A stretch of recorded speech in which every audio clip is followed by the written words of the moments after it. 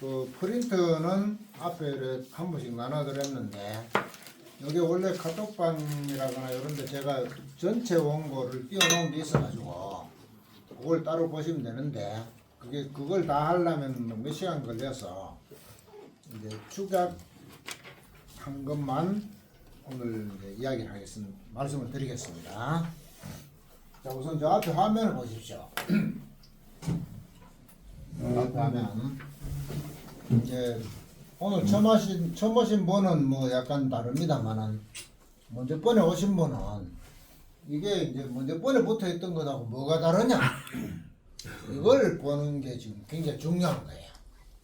왜냐하면 이제 이 작별하지 않는다는 소설 자체가 그렇게 세심하거나 뭐 세밀하게 보고 그걸 통해서 자기 일로 받아들이면서 다시 또 이제 나한테 뭐 어떻게 이야기하는 사람에게 공감하는 이게 굉장히 중요한 이 구조로 형성되어 있거든요.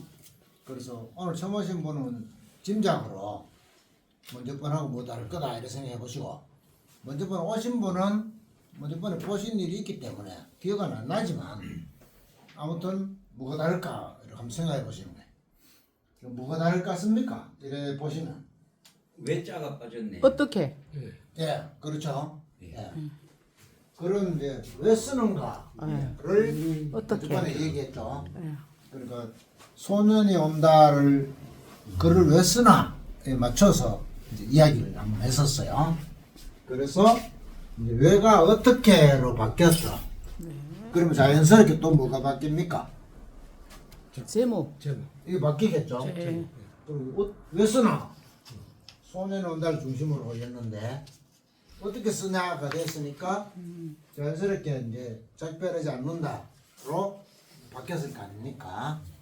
그리고 아무 뜻은 없지만 이제 1이 2로 바뀌었겠죠. 기분이 좋아야 되네요. 그거는 진짜 발견 못했다. 안 믿는다고. 왜 안 보이느냐? 관심이 없어서 안 보여. 아. 관심이 있으면 보여요. 예. 길에 여자들이 여러 명 지나가는데 내가 어떤 여자한테 관심이 있으면 그 많은 여자가 지나가도 그 여자가 보여요. 오. 이제 수긍이 되죠. 네. 지금까지 안 되던 수긍이 갑자기 확 되잖아요. 한강같이 말이 많다. 말씀 많이 들었습니다. 그래서 강연하시는 작별하지 않는다도 그 포맷이 딱 적용이 되는 거예요. 그러니까 이렇고 저런 일이 일어났다고 아무리 설명을 해도 사람들이 자기 그걸로 체화를 자기식으로 받아들이지 않는데 자기하고 아주 가까운 사람의 얘기, 그러니까 자기 아들이 죽었다, 자기 동생이 죽었다, 이렇게 해서 아주 가까운 얘기를 언급해서 소설에 담음으로써 독자가 내 아들이 죽었으면 나도 이렇겠다라거나 내 동생이 죽었으면 이렇겠다구나, 이런 식의 포맷을 이 소설이 장치를 하고 있어요. 그래서 제가 지금 그 말씀 드리는 겁니다. 그러니까 남들이 볼 때는 안 보이는데 자기하고 직접 관계되는 아주 친밀한 누군가의 경우에는 사람들이 다 그게 보이거든요. 그래서 제가 저런 작은 글씨를 써놓고 저기 보이느냐 잘 해보는 겁니다. 예. 까만 봉지는 뭔데요? 까만이는 풍선. 까만색이니까 풍선이었는데. 죽음을 낳. 아. 일이 있는데 네, 그러니까 지금 우리 권씨님이 무신고 말씀하신 듯 하시지만 아니고 이제 사실은 이 한강의 소설에 중요 작품을 3편을 든다고 하면 소년이 온다, 작별하지 않는다, 채식주의자 이렇게 되는데 이 3편의 중요 대표작이라고 할 수 있는 3편의 주요 인물은 다 죽습니다. 다 죽고 타살이 되거나 심지어 소년이 온다 그러면 김진수 같으면 자살을 하거나 이렇게 죽어요. 그러니까 죽는 이미지가 들어있기 때문에 제가 까만 풍선을 달았는데 아침에 달 때는 풍선이 이만했는데 바람에 빠지면서 점점 작아졌어요. 이것도 제가 뜻한 바는 아닌데 이것도 사실은 중요한 거예요. 그리고 사람이 죽으면 처음에 슬프고 하다가 점점 잊혀지잖아요. 근데 작별하지 않는다와 소년이 온다 같은 보기에는 이제 채식주의자는 아는 것 같지만 사실은 뭐냐? 잊지 말라는 거거든. 잊을 수 없다 해요. 그럼 잊혀지지, 그렇게 작별하지 않는다와 소년이 온다는 얼핏 생각해도 잊지 말자, 잊어서 되겠나처럼 보이는데, 이 채식주의자는 읽어보셨는지 모르겠는데, 채식주의자는 안 그런 것 같아도, 채식주의자는 보면은 그 언니가 자기 동생이 그렇게 되었을 때, 이 언니가 다른 가족은 자기 여동생을 다 버렸는데, 이 언니가 자기 동생을 버릴 수 없다고 해서 계속 돌보고 있는 상태가 오거든요. 그러면 이게 결국은 다른 소설, 소년이 온다와 작별하지 않는다로 대입을 하면 잊을 수 없다는 거거든요. 잊을 수가 없다. 그래서 다 똑같은 거예요. 그러니까 달라 보이지만, 제가 좀 이따 말씀드리겠지만, 달라 보여도 이제 문학 작품으로서 비유와 상징으로 갔기 때문에 실제는 같은 거예요. 일반 사회에서는 다르다고 자꾸 생각하지만 그것인 일들을 우리는 살면서 계속 겪는데, 그걸 이제 채식주의자에서는 그 언니 이내가 자기 동생이 그렇게 돼서 결과적으로 죽게 돼가는 과정을 보면서 조금 거칠게 표현하면, 내 동생이 똑바로 살았다. 사람은 자기가 생각하는 어떤 바를 위해서 사는 게 맞다. 이런 생각을 아주 평범하던 언니가 약간 이제 특이한 경우를 이해하는 형태로 가거든요. 그 점에서 이제 다 죽는다. 죽었는데 안 죽은 사람과 소통할 정도로 사랑한다. 죽었지만 내 안에 아직 살아있다. 그것이 사랑이다. 이런 개념이 많이 작동을 하고 있죠. 아무튼 화면을 잠시 보셨고 그 다음 본론으로 들어가겠습니다. 오늘은 주제가 중심이 아니고 이제 글은 어떻게 쓰느냐가 중심이에요. 지금 그 프린터는 이 작별하지 않는다를 안 읽어보신 분, 읽어보지 아직 못하신 분을 생각해서 줄거리가 앞에 약간 나와 있습니다. 요약은 제가 한 게 아니에요. 출판사가 자기들이 요약했는 것을 제가 약간 또 짧게 만든 거예요. 제가 요약했으면 이보다는 그 다음에 어떻게 되겠습니까? 더 잘하지? 참마 그래 말은 뭐하고 제가 요약을 했으면 이보다 좀 엉성하겠죠. 네. 훨씬 잘하지. 자, 작별하지 않는다는 소설가인 주인공 경아가 꾸었던 꿈의 장면으로 시작한다. 그러면 이제 오늘의 주제가, 오늘의 이제 접근 핵심이 왜 이렇게 썼나, 왜 그렇게 썼나 이거기 때문에 중간중간 제가 토를 따라가면서 말씀드릴게요. 꿈의 장면으로 시작해요. 왜 꿈의 장면이냐? 왜 현실로 바로 시작하지 않고 꿈으로 시작하느냐? 그것이 이 한강이 처음부터 뭔가 생각한 바가 있죠. 이제 꿈은 현실이 아니잖아요.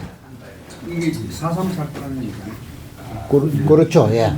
그리고 꿈은 현실이 아니니까 이제 바로 현실로 시작하는 것과 꿈으로 시작하는 것의 미묘한 차이를 이제 독자들한테 어떻게 해보려는 의도가 작용을 했죠. 눈 내리는 벌판에 수천 그루의 검은 통나무가 마치 묘비처럼 등성이까지 심겨져 있다.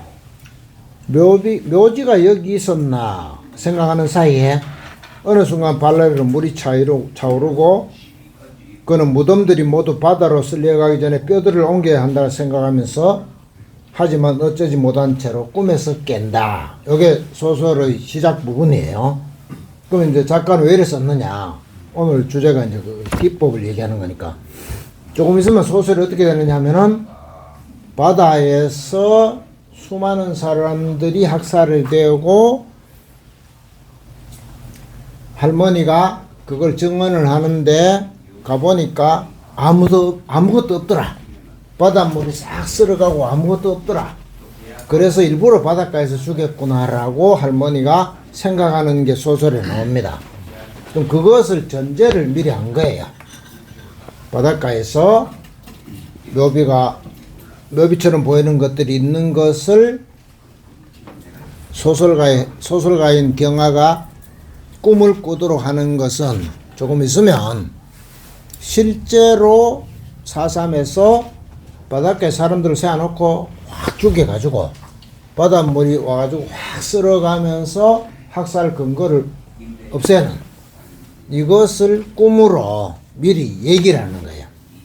미리 얘기를 하면 어떻게 되느냐, 독자는 나중에 그것을 이상하게 생각 안 하는 거죠.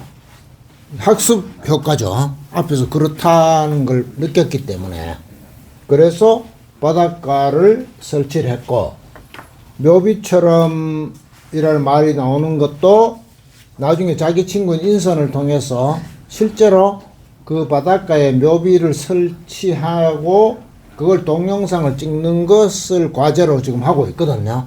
그러니까 꿈에 이미 묘비가 저기 있구나라고 경아가 느끼도록 해놓고 이 경아가 그걸 광주 일로 생각하면서 친구인 인선에게 제주도 바닷가에 그걸 해보면 어떻겠느냐라고 프로젝트를 제안하도록 하는 꿈을 미리 꾸게 만드는 거죠. 그럼 현실은 실제는 그렇게 정밀하게 안 가지만 소설은 그렇게 가야 또 이야기가 되거든요. 그래서 그렇게 배치를 하는 겁니다.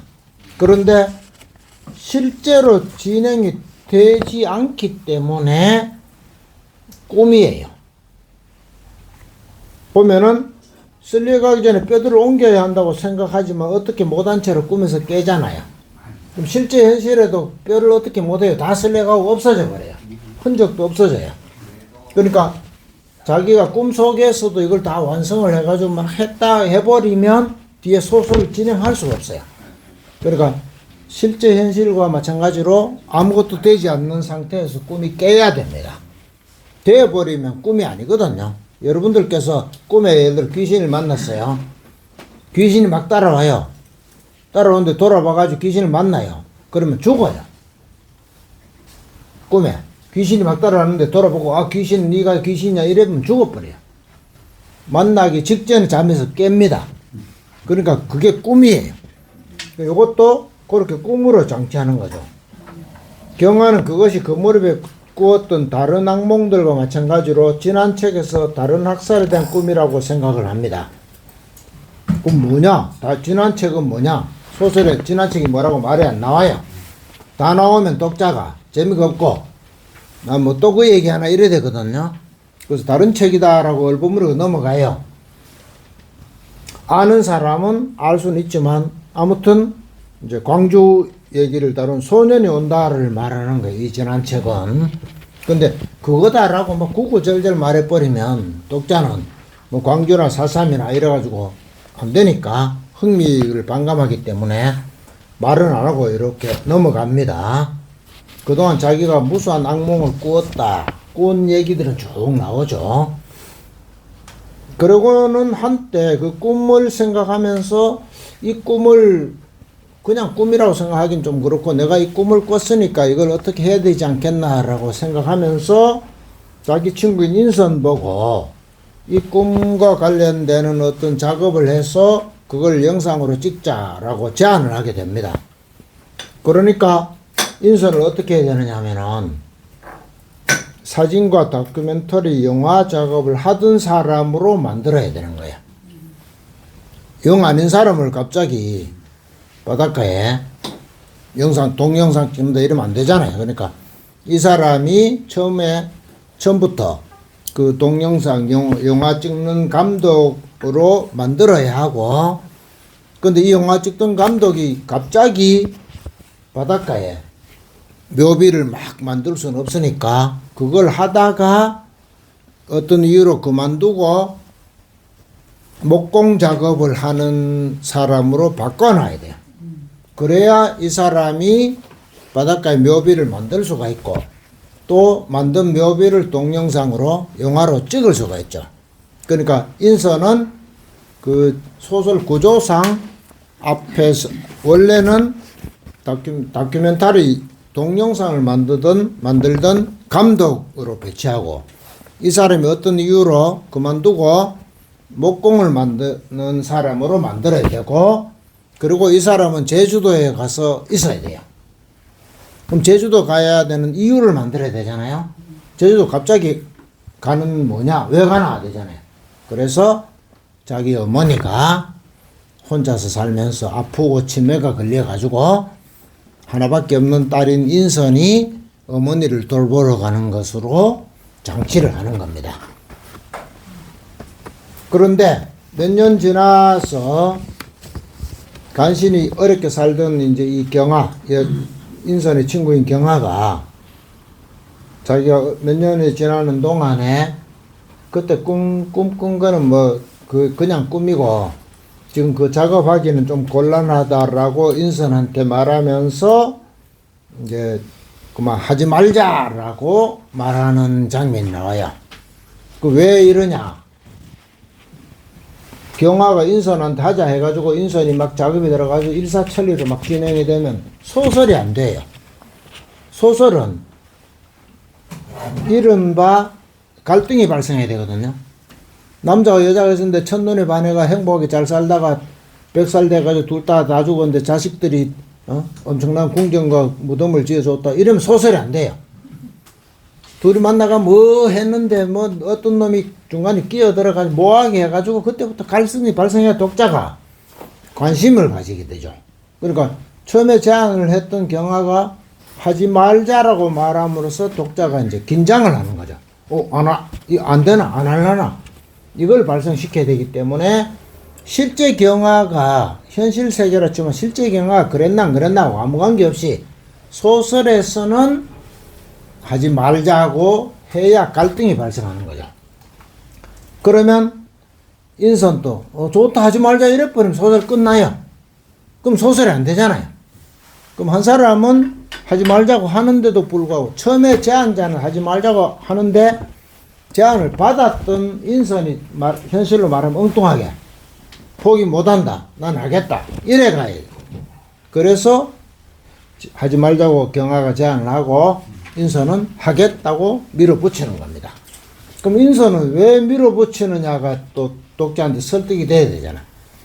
원래는 경화가 하자 했고 인선 아무것도 아니었던데 제안자는 하지 말자 하다 그만두자 하는데 제안 받았던 인선이 훨씬 강력하게 하자고 막 밀어붙이면 그럼 왜 인선은 그렇게 하느냐라는 근거가 있어야 되잖아요. 그래서 소설에서 좀 지나면 인선이 왜 그렇게 이걸 밀어붙이느냐가 이제 서사 구조로 설명이 되는 거죠. 그 어느 날 경아가 병원에 입원해 있던 인선이 갑자기 막 불러요. 그래서 갔어요. 가보니까 손가락이 잘려가지고 봉합수술을 받았어요. 그럼 왜 손가락이냐죠. 왜 손가락이냐. 상식적으로 목공 작업을 하니 발가락이 잘렸다 보다 손가락이 잘렸다는 게 상식적으로 납득이 가죠. 그런데 그 단순한 게 아니고 자기 어머니가 옛날에 손가락에 피를 내어서 자기 여동생을 살리려고 했던 사건이 뒤에 가면 나오거든요. 그래서 인선이 손가락을 잘리는 겁니다. 그리고 현실로 보는 게 아니라 소설로 봐야 되거든요. 소설이니까 이제 납득이 돼야 돼요. 납득이 안 되면 만화나 뭐 이런 게 되거든요. 그래서 인선을 목공 작업을 시켰고 목공 작업을 하다 보니 손가락이 잘렸고 손가락이 잘리니까 자기 어머니가 옛날에 손가락에 피를 내서 자기 어린 동생을 살려보려고 했던 것과 연결이 되죠. 그래서 지금 손가락을 잘려가지고 손가락을 계속 이 손가락을 살리려고 하니까 계속 바늘로 막 계속 찔려야 되는 상황으로 이제 몰고 갔죠. 그런데 이 인선이 자기 친구인 경아를 불러 병원으로 빨리 오려고 불렀는데, 그러면 상식은 뭐냐? 불렀으니까 뭐 병원에 왔으니까 뭐 이제 죽느냐 사느냐 뭐 치료비냐 뭐 이런 현실적인 문제들이 쭉 있는데, 그렇게 이야기가 진전이 돼 버리면 일반 얘기가 되니까, 그러면 소설식으로 말하면 이제 반전이 없죠. 독자가 생각할 때도 뭐 이런 전개는 세상에 흔한 일이다가 되면 재미가 없잖아요. 그래서 갑자기 인선이 뭐라고 하냐면, 내가 니를 불렀는 거는 보고 싶어서 이런 것도 아니고 뭐 치료비가 없어서도 아니고, 말은 그래 안 하지만 확 줄였지만, 내가 집에 앵무새가 있는데, 하나밖에 없는 앵무새가 있는데 그게 죽어가고 있으니 가면 놔두면 죽으니까 네가 가 물 좀 줘라 이래야 되는 거예요. 그래서 독자는 이제 나쁘게 말하면 당황을 하고, 좋게 말하면 이제 반전을 더 읽어봐야 되겠다가 되는 거죠. 일반인은 앵무새를 살리려고 지금 손가락 잘린 놈이 나보고 지금 갑자기 제주도 가라 하면 이제 중요한 대목이죠. 그럼 내가 안 가지. 일반적으로 안 가죠. 그런데 이 경아는 갑니다.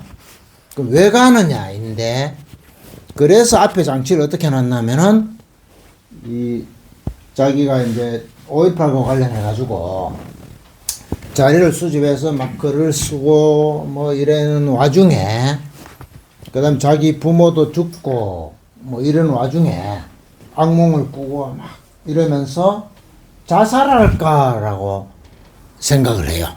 소설 도입부에 보면.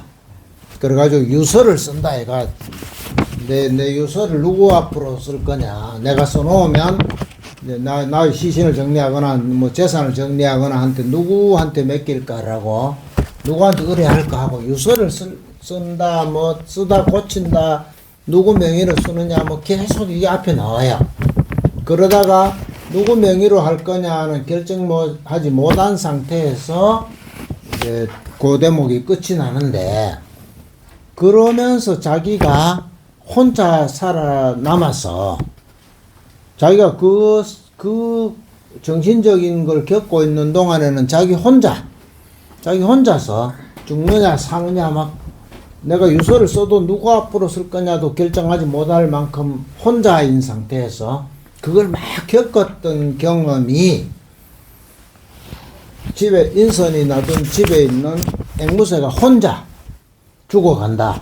나도 혼자서 아무것도 아니고 미약한 상태에서 막 죽느냐 사느냐 하고 자살할까 하고 생각하고 있었는데, 인선이 자기도 아무것도 없고 앵무새만 간신히 한 마리 남아 있는데 그걸 살리고 싶어 하는 인선에 대해서 자기도 자살할까라고 생각했기 때문에 공감한다. 이렇게 연결이 되는 거예요.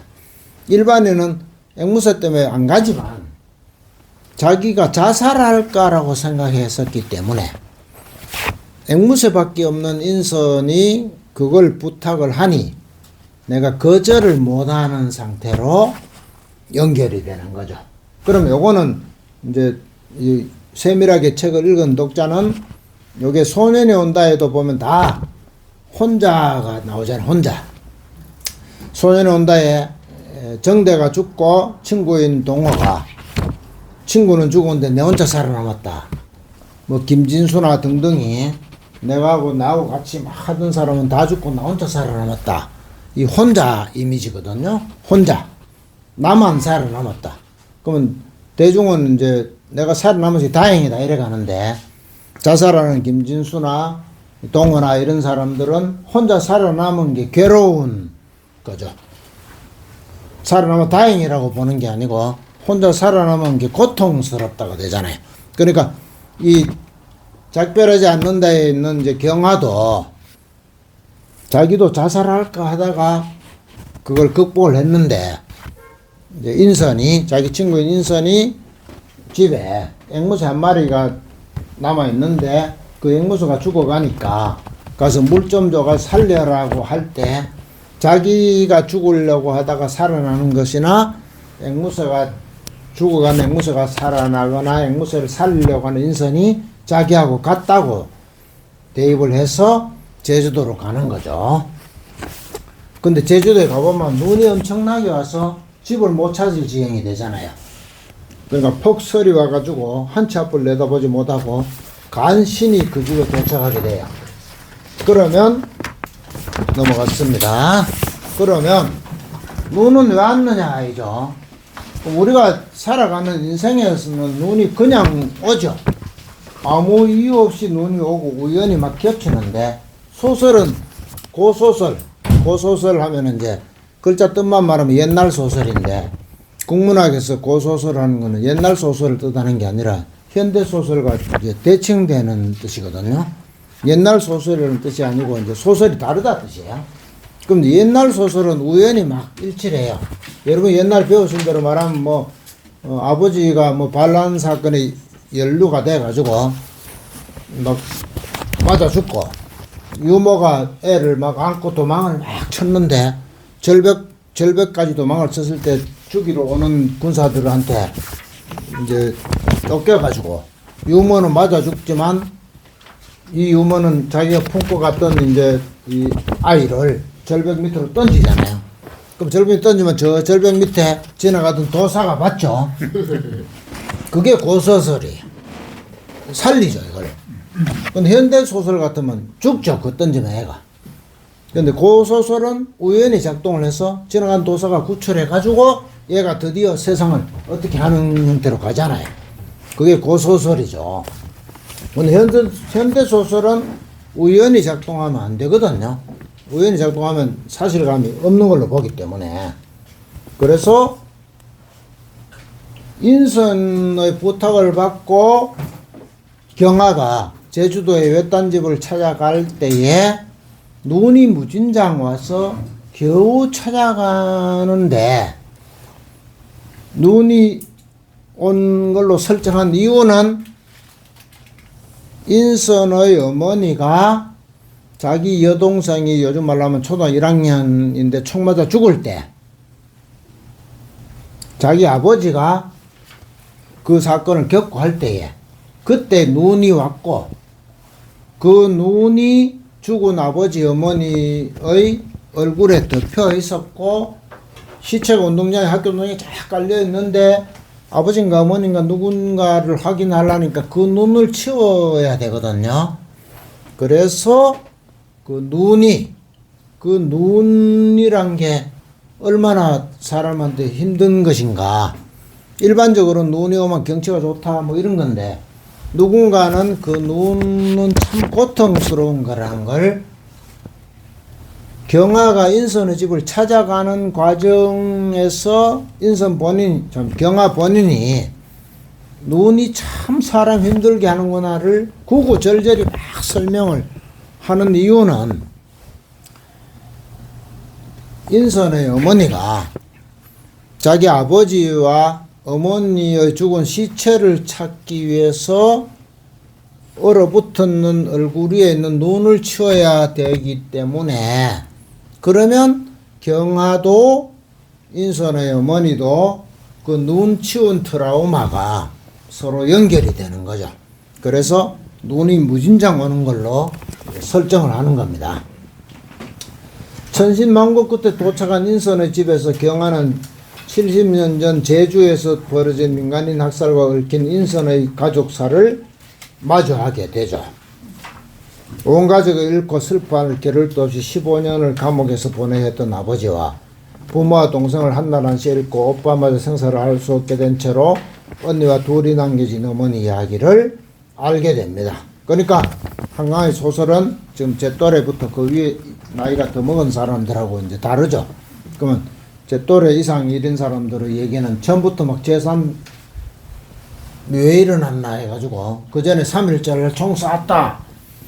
그 전에 뭐 독립운동할 때 이랬다 뭐 해가 뭐 그다음에 뭐 저 거슬러 가면 뭐 이 무슨 장군의 뭐가 있었다 이래가 순서대로 해가 막 줄거리 정도로 쫙 내려오잖아요. 근데 이거는 이 한강의 소설은 그 얘기는 안 하고 딴 얘기를 하다가 이게 이제 거기 연결되는 거다 식으로 이렇게 연결을 하는 거죠. 그러니까 이제 기법 자체가 다르죠.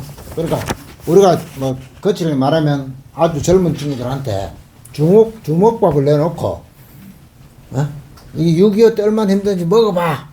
이게 이제 나이 든 사람들의 기법이고 그게 소설에도 그게 안 먹혀둔다는 얘기죠. 지금은 지금 그래 가는 게 아니라 아주 정서적인 접근을 쭉 해서 그걸 총체적으로 결과로 이렇게 가야 먹혀둔다.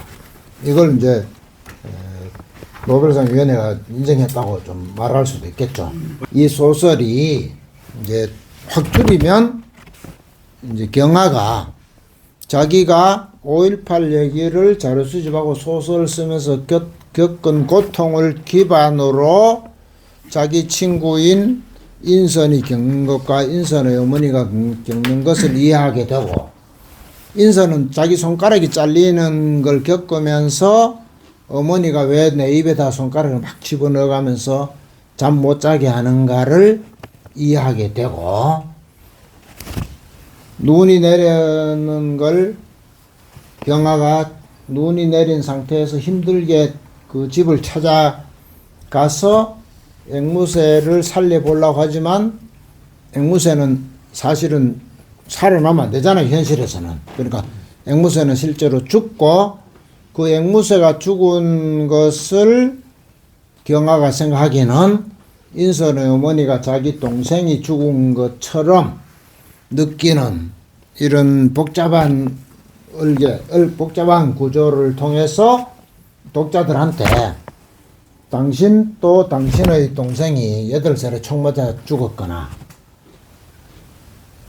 당신의 아버지가 당신의 어린 동생이 바닷가에서 죽어가지고 가루도 하나 없이 바닷가로 쏠려갔을 때 그걸 찾으려고 신명들이 나타나서 그 슬픔을 말하고 있거나 이럴 때 독자인 당신도 그렇게 느낄 수 있지 않겠느냐.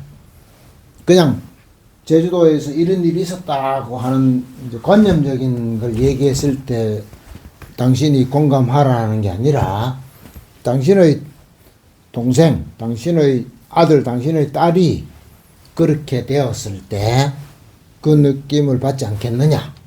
그걸 통해서 그렇다면 내가 그랬다면은 다른 사람도 그랬을 것이고 실제로 피해자들은 그렇지 않겠나. 그것에 대해서 공감을 우리가 함으로써 이 지구상에서 벌어지고 있는 그와 비슷한 일들에 대해서 우리가 지구적인 어떤 연대 그걸 느낄 수 있지 않겠느냐.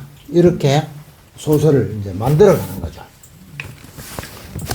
그러면 줄거리를 중심으로 간단히 말씀을 드렸습니다. 왜냐하면 줄거리가 파악이 안 된다는 분이 많아가지고 읽었는데 줄거리가 뭐냐 이래가지고 옛날 소설 보던 관습이 있어가지고 그래서 줄거리 중심으로 잠시 말씀을 드렸고 이제 본론으로 들어가도록 하겠습니다. 그럼 본론 제목이 뭐냐? 그 중간에 보면 고딕체로 글은 어떻게 쓰는가죠? 그럼 글은 어떻게 쓰느냐? 말하자면 글을 이렇게 써야 글 쓴 사람이 자기가 말하고자 하는 주제를 잘 전달해서 독자에게 설득력을 발휘해 가지고 결과적으로 작가 자기가 말하고 싶은 바를 잘 전달할 수 있다는 거죠. 그러니까 기법은 중요하죠.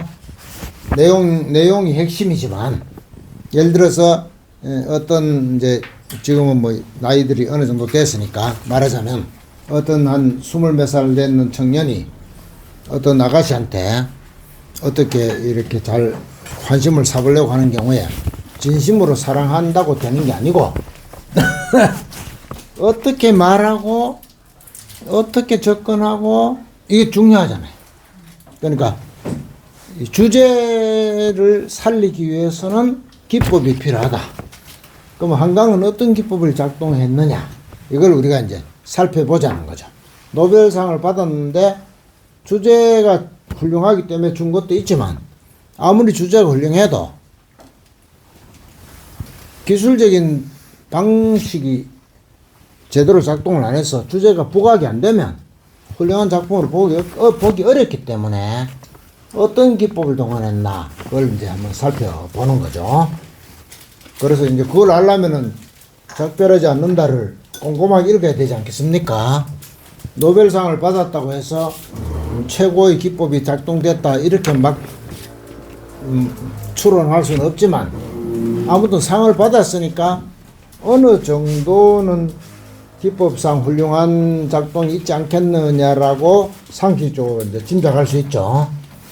그럼 제일 먼저 이제 우리가 읽었을 때 가장 이제 기본적인 이 작동법은 한강은 사람은 자기가 누군가의 어떤 상처나 아픔에 공감하는 경우에 공감하려면 그보다는 아주 미미하더라도 이 추론상 가능한 동병상련을 겪었으면 공감하기가 쉽다.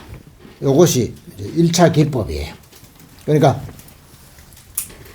완전히 관념적으로 막 공감할 수 있는 사람은 이른바 뭐 공자식으로 말하면 성인이나 군자고 일반인은 자기가 그와 관계되는 그보다는 훨씬 규모는 작지만 겪어본 사람은 그걸 통해서 아 내가 이 정도로 이렇게 겪고 있는데 저 사람은 이보다 엄청난 걸 겪었으니 얼마나 그렇겠나라고 공감하기 쉽다는 거예요.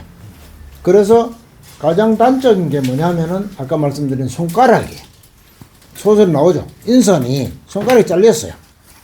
손가락이 잘리기 전까지는 어머니가 왜 저러는지 알지 못해요.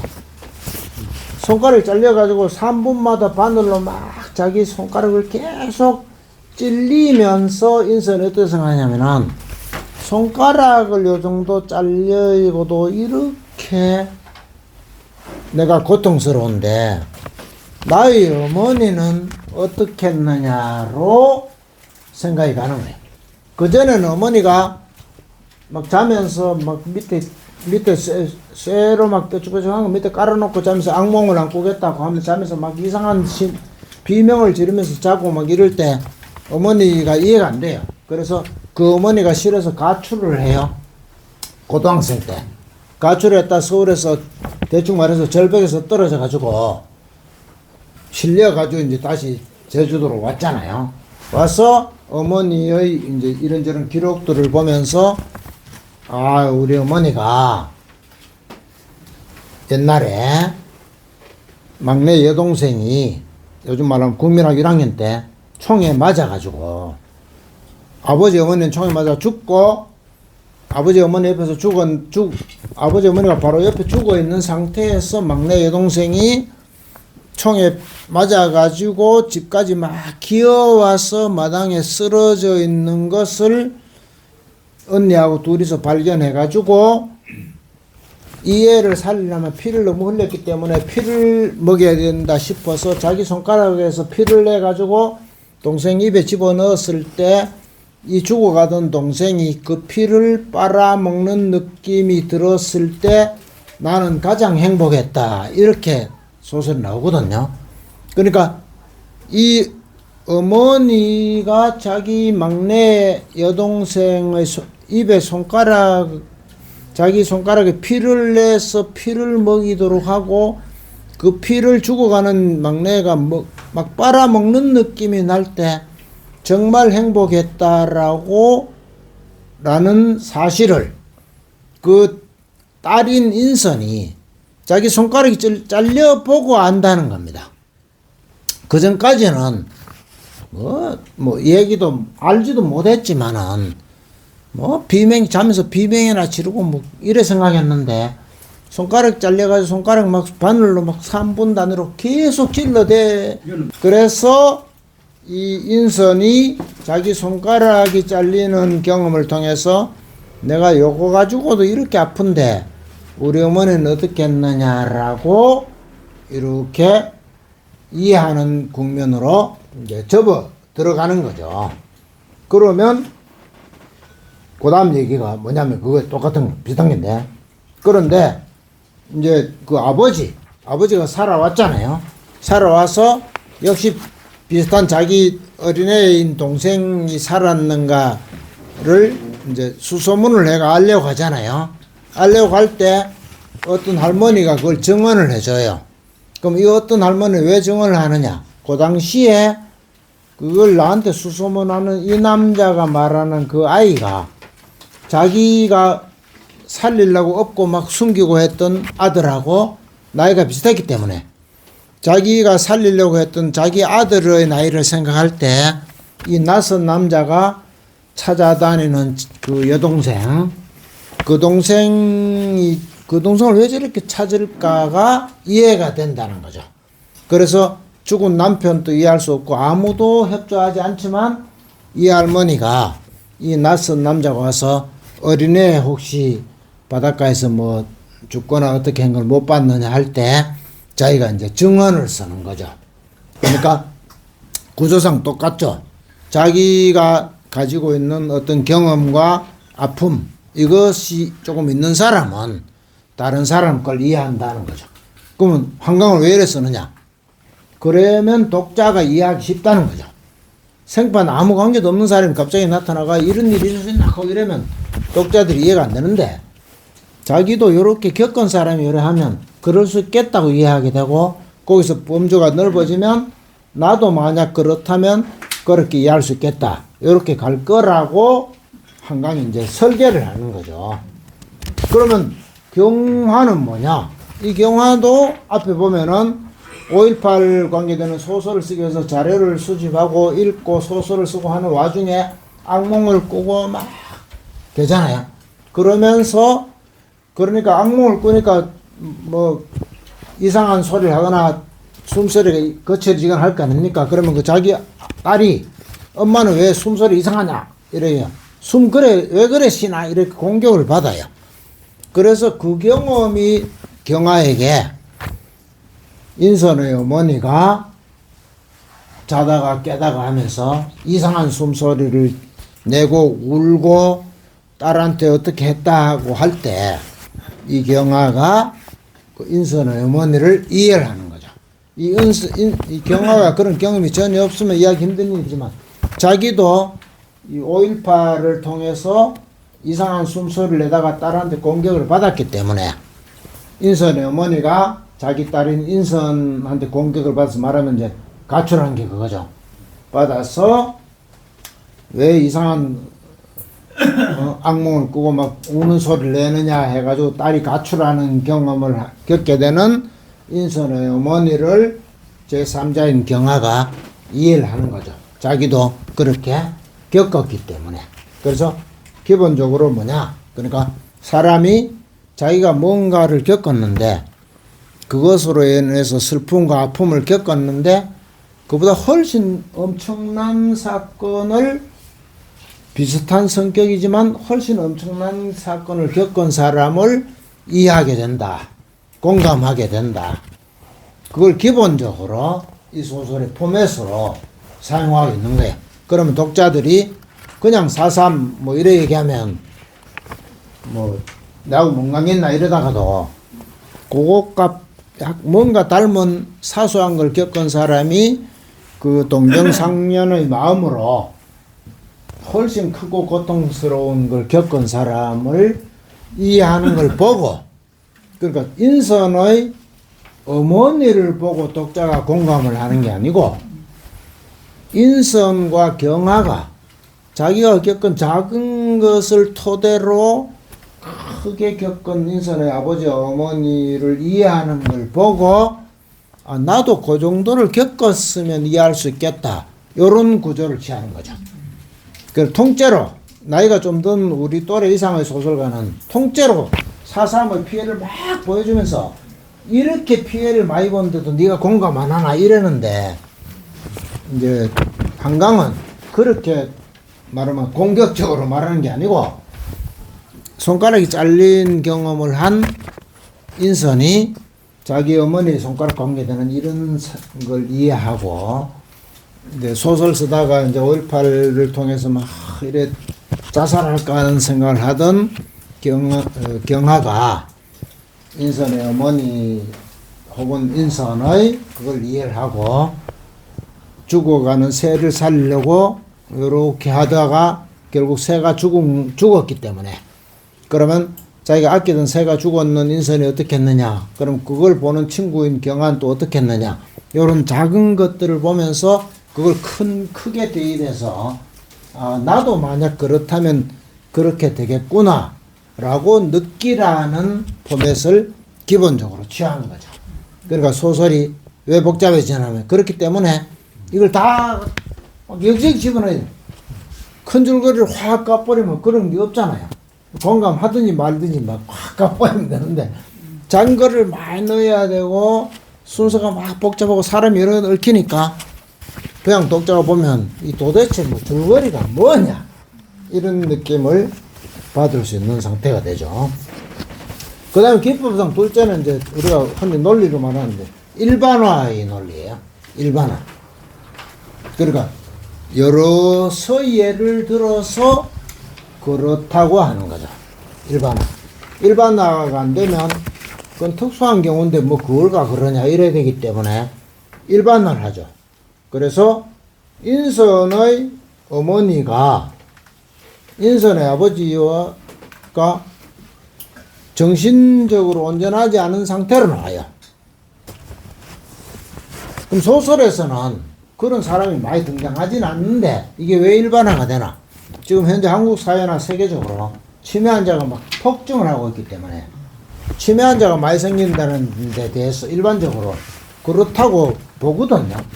치매 환자가 등장했는데 왜 하필 치매냐 이런 게 아니라 치매가 워낙 많이 걸리니까 뭐 치매 걸릴 수 있지라고 다들 납득을 이미 하고 있기 때문에 작가가 이 중요한 노인네들을 치매 환자를 만들어도 자연스럽게 일반화가 되는 거죠. 뭐 치매 걸릴 수 있다라고 납득을 하게 되죠.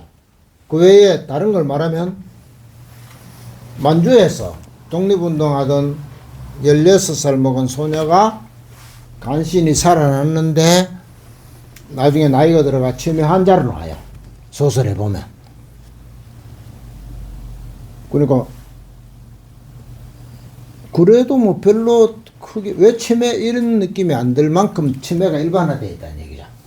그 치매는 이제 그 현실 사회를 반영한 거고 그 외에 이제 사건으로 말하면 이 독립운동하는 16살 먹은 처녀가 만주에서 독립운동을 하다가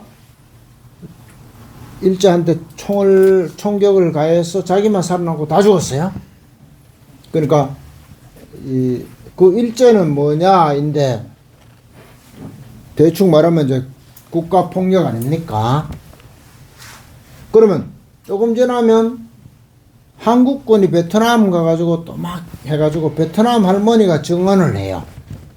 그럼 그것도 뭐냐? 그것도 이제 국가 단위의 폭력이 막 행사되고 있는 거잖아요. 서북청년단이 제주도에서 사람을 막 죽이잖아요. 그렇죠? 광주에서 국군이 막 사람을 막 죽이잖아요. 그러니까 그렇게 벌어지고 있는 일들을 쭉 보여줌으로써 이제 그렇게 일반인이 죽는 사건이 특수한 일이 아니고 여기저기서 벌어지고 있는 보편적인 일이라는 것을 일반화 시켜서 독자한테 보여주는 거죠. 딱 한 사건이 났는 걸 보여주면서 이래서 되겠느냐 하면 그건 뭐 우발적인 사건이다 하겠는데 시간 차이와 지역 차이를 두고 계속 그 일이 벌어졌기 때문에 그런 일이 일반적인 보편적인 현상이라고 독자가 느끼게 되죠. 그래서 이게 조금 한 단계 나가면 노벨상위원회가 노벨상 주는 근거에도 들어가잖아요. 그러니까 보편적 사건으로 본다는 거죠. 광주에서만 이런 일이 일어났고 그걸 다루었다고 보는 게 아니고 광주에서 벌어진 혹은 제주도에서 벌어진 요 일이 지금 현재도 세계 곳곳에서 벌어지고 있기 때문에 한강이 쓴 소설은 광주나 제주도를 이야기한 소설이 아니라 인류 사회의 문제를 다룬 소설이다. 요렇게 봐서 상을 줬다라고 노벨상 위원회가 발표를 했죠. 그러니까 그 일반화의 논리가 이 소설을 관통하는 하나의 논리다. 그 다음에 매우 세밀한 장치를 해요. 지금 말씀드린 중에도 뭐 두 건 나왔지만 아주 세밀해요. 예를 들면 이제 그거 써놨는데 어떠냐? 그러면 이제 인선이 앵무새가 물 못 먹어가 죽을 수도 있으니까 네가 가 좀 구출을 해라 그러가 이 경아가 제주도로 갑니다. 낯선 제주도로 이제 가는데 이제 버스가 다니나 마나 뭐 이 상황이 벌어졌죠. 그런데 어떤 노인과 이제 버스에 우연히 같이 타게 됐는데 이 노인이 자기가 먼저 내리게 되니까 이제 하차를 했어요. 하차를 했을 때 경아가 뭐라고 중얼거리는 하면은 알지도 못하는 사람이 내렸는데 왜 작별하는 기분이 들까? 이런 말이 나와요. 근데 소설을 한참 더 읽으면 작별하지 않는다. 프로젝트로 등장을 하죠. 그래서 앞에서 아무 관계도 없는 사람이 헤어지는데 그 작별이란 이미지, 느낌. 그러니까 이 버스를 타고 딴 집을 찾아가야 되는데 승객은 둘밖에 없고 그러니까 저 사람이 먼저 내리니까 작별인 거죠. 그 느낌은 사회적인 의미는 없죠. 그런데 이 경아가 그래 느꼈어요. 그 독자는 이 사람이 다정다감하구나 정도로 느낄 수는 있지만 뭐 심각한 건 아닌데 시간이 말하면 소설을 좀 더 읽으면 프로젝트가 제목이 작별하지 않는다로 등장을 하는 거예요. 그러면 이게 그거구나 이렇게 이제 확대가 되는 거죠. 경아와 이제 인선의 어머니가 같은 말을 쓰는 게 나와요. 인선의 어머니가 인선의 아버지가 살아서 돌아왔을 때 제주도 사람들이 이 전과자다 이래가지고 냉대를 해요. 근데 우리가 전통적인 나이 든 사람이 쓰는 소설은 그 냉대하는 걸 막 집중적으로 쓰잖아요. 이럴 수 있나 막 이랬었잖아요. 근데 이 한강 소설은 안 그렇죠. 그건 한마디만 하고 상 넘어가 버려요. 왜? 옛날 사람들이 다 썼거든. 한강이 바보도 아니고 옛날에 썼던 거 또 써도 별 볼일 없어요. 그래서 전과자를 홀대한다 이러고 한 줄로 상 넘어갔는데 아무도 한강이 아니라 그 인선의 아버지로 치면 아무도 자기한테 말도 제대로 안 걸고 뭐 이런 상황이에요. 그럴 때 그 인선의 아버지는 자기 여동생을 어떻게 살리거나 만나보려고 발버둥을 치다 못 만난 사람이고 자기 여동생을 살려보려다가 손가락 깨물고 했지만 못 살린 인선의 어머니가 결과적으로 결혼을 하는 상태가 되잖아요.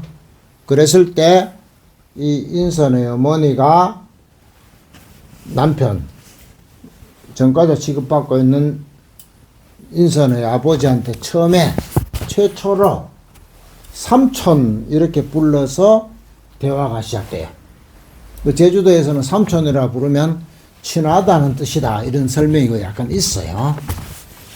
그런데 그것이 경아가 제주도에 가서 눈 오는 속에서 버스 탈 때 왜 노인한테 버스 정류장에서 만나는 노인한테 이 버스 타면 집에 갈 수 있겠느냐 뭐 이런 거 물으려고 할 때 삼촌이라고 해요.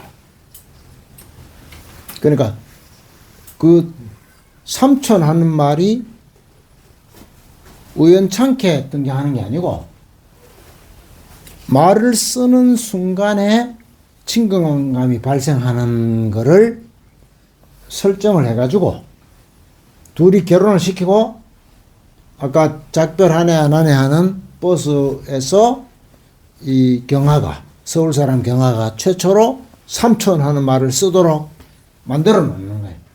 그럼 독자는 인선의 어머니가 처음으로 삼촌이라고 했다 하는 그것만 볼 때는 뭐 그렇다고 되나 싶지만 경화가 이미 눈 속에서 처음 보는 제주도 영감한테 할머니인가 한테 노인한테 삼촌하고 말하는 장면을 보여줬기 때문에 제주도는 삼촌하면 이 되는가 보다 라고 느끼게 되고 조금 있다가 인선의 어머니가 인선의 아버지한테 삼촌 하면서 둘이 친해졌다 하는 게 설득력을 발생을 하는 거죠.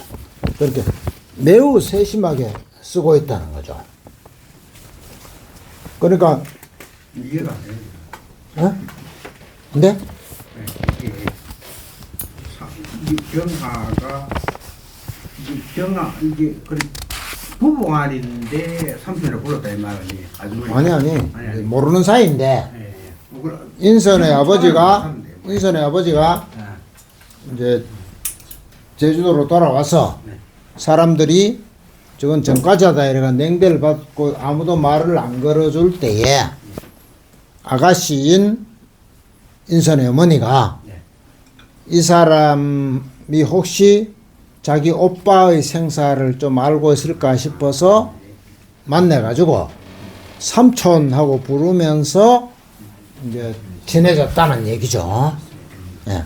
근데 그게 삼촌이라고 부른다고 친해지냐는 거는 제주도 사람은 친해진다는 걸 바로 알겠지만 제주도 아닌 사람들은 삼촌 부른다고 친해지나 싶은데 서울 사람 경아가 그 눈 속에서 버스를 타고 내리고 하는 와중에 노인한테 친해지려고 삼촌이라고 불렀다는 게 앞에 이미 나와 있어요, 소설에.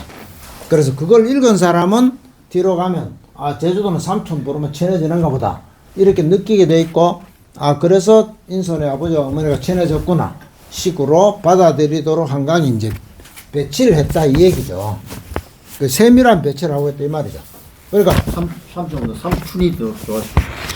삼촌이었는지 발음은 잘 모르겠어요. 그 서울에서는 삼촌이라고 한다. 아주 가까이 하나 그때. 그래 서울 여긴 제주도니까 또 그건 잘 모르겠는데 소설에 하면 삼촌으로 나오시면 사실 서울에 삼촌 촌이라 그래. 네, 촌이라. 네. 아무튼 이 서울에서 놀다 온 사람들은 동네 사람하고 우리 동네하고 좀 약간 다릅니다 이야기가. 역시 상류층은 약간. 그래가 이제 소설에 보면은 베트남의 노파가 국군들한테 당했던 얘기를 이제 하는 대목이 나와요. 그게 나오면서 조금 있으면 제주도 할머니가 또 증언을 하잖아요.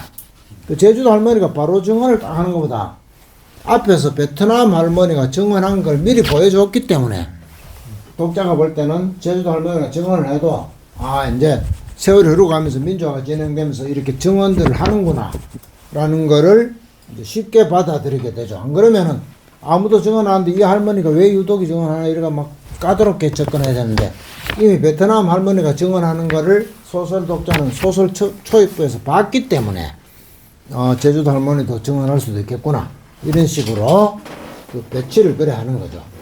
그리고 전부 다 어려요. 그러니까 중내사에는 새도 무게가 몇 그램이네 하면서 조그만하게 나와요. 아주 작아요. 인선의 어머니의 동생도 국민학교 1학년인데 총이 맞아 죽어요. 아주 조그만해요. 인선의 아버지의 여동생도 바구니에 담아가지고 자기가 여동생을 업고 돌아다니면서 내 여동생 구경시키고 했을 정도로 조그만해요. 다 조그만해요. 다 똑같이 작아요. 계속 작기 때문에 이미지가 통일되니까 독자는 계속 그 작은 조그만한 생명체가 저렇게 죽어도 되느냐 하는 데 익숙해지는 거죠. 그러니까 똑같은 이미지를 배치해요. 심지어 독립군 소녀도 16살밖에 안 돼요. 그러니까 예를 들어 이제 경상도에서 유명한 독립가는 독립운동가 영양에 있는 누굽니까? 남정현. 예. 남자현. 그러니까 남자현 이런 사람은 40몇 살 돼가 가잖아요. 근데 40몇 살, 50살 다 돼가는 사람이 갔기 때문에 그건 굉장한 사건이지만 이제 소설에서는 접근이 50살 다 돼가는 할머니가 독립운동하러 갔다로 접근할 때는 그래 가야 되지만 이 소설의 경우에는 40살, 50살 된 사람이 등장하면 안 맞잖아요. 그러니까 전부 새도 조그만하고 무게가 얼마나 하고 막 세밀하게 나와요. 20g이나. 예, 작다는데 독자가 공감하게 나오는 거죠. 그러니까 그걸 유지하기 위해서 막 아무것도 안 먹는다, 뼈에도 구멍이 났다 하고 막 나와요. 그런데 그게 죽은 애로 대입되면은 몸무게도 얼마 안 돼가지고 말하면 새로 치면 뼈에 구멍이 나 있을 정도고, 자기 동생이 죽었는데 이빨이 빠져가지고 이갈이 하면서 이빨이 빠져가 듬성듬성한데 손가락을 집어넣으니까 자기 이 언니가 손가락을 집어넣으니까 그 손가락이 동생의 이빨 빠진 사이에 딱 맞아 때리게 나오거든요. 그럼 그걸 독자가 읽을 때 어른이 죽었다 하고 다르다 하는 거죠. 그러니까 계속 아주 자그마한 생명체가 이렇게 죽어가고 있는 형태. 요걸 다 이제 장치죠, 그러니까. 제가 이렇게 말한 데가 이 소설을 그렇게 억지로 썼기 때문에 공감하지 마라 이 말이 아니고 기법이 그렇다는 얘기죠. 그러니까 대중이 그렇게 했을 때 공감하기가 쉽다는 거죠. 그래서 뭐 아까 말씀대로 호흡을 하는 것도 이제 경화가 광주 얘기를 쓰면서 호흡이 거칠어진 게 나오고, 그 다음에 인선의 어머니가 그 호흡이 거칠어지게 이렇게 나와서 경화가 인선의 어머니가 이상한 호흡을 하게 되는 걸 이해하게 만드는 게 쉬워지는 거죠. 앞에 나오고 뒤에 나오기 때문에. 그 다음에 뭐 단적으로 말하면 이제 이 인선이 손가락이 잘려가지고 기절해 있는데 옆집에서 귤 갖다 주려는가 해가지고 왔다가 쓰러진 걸 보고 병원에 실어 가잖아요. 근데 너무너무 급해서 그냥 실어 가고 문을 안 닫았어요. 근데 나중에 경화가 그 집을 찾아갈 때 폭설 속에 밤에 문을 안 닫았기 때문에 열린 문으로 불빛이 나오니까 집을 찾을 수 있다, 이렇게 이야기 되잖아요. 문 잠겨 있으면, 닫혀 있으면 불빛이 안 나오면 못 찾는데 앞에 손가락 잘렸을 때 병원을 싣고 가면서 급하니까 문을 열어놓고 갔다는 거야. 그렇기 때문에 나중에 한밤에 와가지고 그 불빛이 확 나오니까 집을 찾기 쉬웠다, 이렇게 장치를 세밀하게 하는 거죠.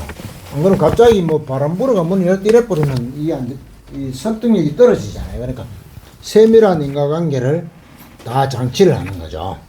그때 뭔가 바빴기 때문에 문까지 걸어 잠글 겨를이 없죠. 이유도 없이 예. 빨리 갔다. 그거는 독자가 이해되잖아요. 네. 사람 막 병원 실어 가는데 뭐 문 닫아놓고 가고 갈 겨를 없으니까 그냥 가잖아요. 그게 또 다시 그 부분에는, 그 부분을 읽을 때는 독자가 그렇겠지 됐는데, 한참 지나면, 그렇죠. 한참 지나면 경화가 그 집을 찾을 때 문이 열려 있어가지고 불빛이 확 나온다 하니까 앞에 하고 연결이 되는구나, 이렇게 독자가 받아들이는 거죠. 그거는 실제 현실은 어떠냐와 관계없이 작가가 이제 배치를 그래 한 거죠. 그리고 세밀한 배치를 하고 있는 거죠. 물론 가장 최고의 배치는 아까 말씀드린 손가락이죠. 손가락을 다치고 그걸 통해서 요 정도 다쳐도 이렇게 아프다는 거를 인선이 느끼고, 그 다음에 인선의 어머니가 자기 여동생을 살려보려고, 이 본인도 나이 몇 살은 됐을 텐데 아마 이제 요즘 식으로 말하면 국민학 6학년인데 국민학 1학년짜리 동생이 총 맞아가 죽어가는데 피 흘리면 살까 싶어가 손가락을 깨물어가 피 나오도록 해가 먹이고, 세월이 흘러, 물론 그때 애는 죽었고 세월이 흘러 자기 딸이 치매가 걸린 어머니가 자기 딸이 동생처럼 보여서 자는데 와가지고 손가락을 입에 막 집어넣잖아요. 그러니까 손가락이 3번 나오잖아요. 이 손가락을 이렇게 연결하는 것도 다 어떤 장치를 작가가 다 한 거다. 그래서 요약을 하면 이제 이렇게 이런 얘기를 하면 이제 시는 안 그렇다 생각하는데, 시도 이래 괜찮게 잘 쓰여진 시들은 보면 논리가 앞뒤로 딱 맞아요. 아주 정밀하게 돼 있어요. 처음에 그냥 썼더라도 다 고치고 해서 앞뒤가 정확하게 맞도록 이렇게 만들어져요. 물론 소설은 물론 더하죠. 그럼 나머지 글도 같아요. 그러니까 단적으로 말하면 소설을 쓰는 것이나 논문을 쓰는 것이나 같아요. 처음부터 끝까지 질서정연한 어떤 조직에 의해서 쓰여져야 돼요. 그냥 수필이라 하더라도 덜렁 쓴 게 잘 되는 법은 없어요.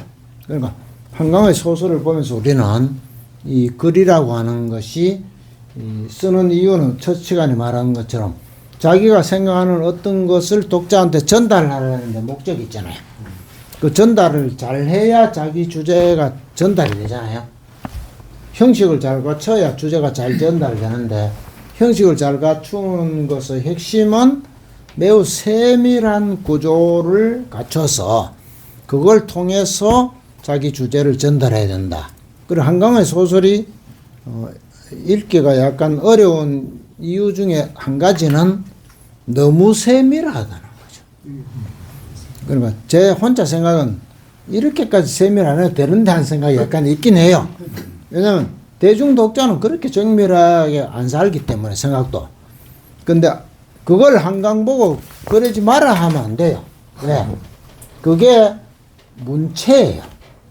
우리가 학교 다닐 때 제가 국어교육과 출신이라 하는 말인데 고등학생 때나 대학생 때에 문체하면 뭐 만년체, 강건체 이래 배웠잖아요. 근데 나중에 어린 데가 가만히 보니까 문체는 그게 아니고 그 작가의 스타일. 그러니까 우리가 학생 때 염상섭 만년체 이런 식으로 배웠다고. 근데 사람으로 치면 저 사람은 내 스타일이야 할 때 그 스타일. 그것이 문체예요. 그러니까 한강의 소설은 한강만의 스타일이에요. 그건 만년체냐 뭐 강건체냐 간결체냐 이게 아니고 자기 스타일의 문장이에요. 이거를 한강 보고 글에 쓰지 말라고 하면 이 소설이 안 나와요. 다른 소설이 되죠. 다른 소설이 되면 조금 어떻게 말하면 결과적으로 노벨 문학상을 못 받았을 거예요. 스타일이 바뀌는 거는 주제는 아니지만 사람 바뀌는 거거든요. 제가 옷을 지금 이래 입고 있는데 양복 입고 넥타이 매고 이렇게 깨끗하게 이래 있으면 약간 달라요. 그러면 다른 사람 되는 겁니다. 그러니까 한강의 문체는 지금 우리가 볼 때에 어려워 보이거나 막 중간중간에 시적인 것처럼 보이거나 앞뒤로 뒤섞였거나 뭐 이런 거 있잖아요. 이것 자체가 문체예요. 그러니까 그걸 쉽게 써라 뭐 이렇게 말하는 거는 우리가 흔히 사람끼리 만날 때 니가 그래 되겠나? 이거하고 똑같아요. 자기 식이 다 있어요, 사람마다. 니 그래 되겠나? 이거 안 되잖아. 그럼 기분 다 싫어하죠. 안 바뀌거든요. 그래 말한다고. 그러니까 한강의 독특한 문체, 그것을 노벨상 위원회는 뭐라고 했냐면 강렬한 시적 문장 이랬죠. 그럼 강렬한은 뭐냐? 설득력이 있다 뜻이죠. 강렬한 설득력이 있다. 시적, 그러니까 나이가 든 옛날 소설가들이 쓰는 방식이 아니다. 시적, 그러니까 전통적인 소설 형태가 아니다. 새로운 걸 만들었다 이 말이죠. 새로운 걸 만들었다는 건 예술에서 굉장히 중요하죠. 내용이든 형식이든 새롭다는 거는 그걸 인정한다 이런 거죠. 그리고 우리가 그냥 막 한강 보고 이상한 소설 써놨네 이러면 안 돼요. 창조를 했는 예, 창조를 한 거죠. 그 내용상으로도 그렇고 형식상으로도 창조를 했어요. 그 한강의 삼촌이라는 사람이 뭐 이상한 소설 써놨다. 노벨 문학상 받은 소설 중에 나를 감동시킨 건 몇 편 안 된다 이러는데 그거는 본인은 그렇게 자신만만하게 말하지만 실제는 뭐냐 하면은 자기 감수성이 그 범위밖에 안 된다는 얘기죠. 명색이 노벨 문학상을 받았는데 내가 이해가 안 되면 내가 잘못됐구나 하고 돼야지 시원찮다. 이건 말이 안 되죠. 그럼 아무튼 뭐 그렇다는 말씀을 드리면서 오늘을 마치겠습니다.